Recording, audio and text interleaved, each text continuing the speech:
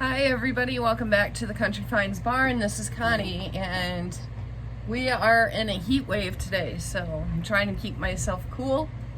But I have a little bit of a different video for you today and I really hope you enjoy it. I think it's going to be a lot of fun. I did some packing yesterday and I wanted to get a lot of my big items packaged up before this heat wave came in and out to the post office. So I will be sharing how I package those with you.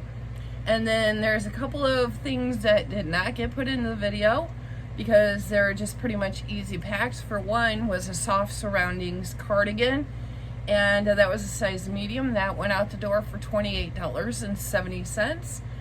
And the other one was a lot of 3 Darris doll glasses, like eyeglasses, and they were oval, 3-inch. And those went out the door for $9.99, and I wrapped them up in bubble wrap and packaged those up in a little box. The lady actually caught me before I went to the post office and she asked if I would be able to get that out, and I said absolutely. I'm on my way to the post office now, so I do have one on Poshmark and I will be packing that up today, and I did make another sale last night and I will be packing that up today as well. So without further ado, let's go ahead and let's get to packing.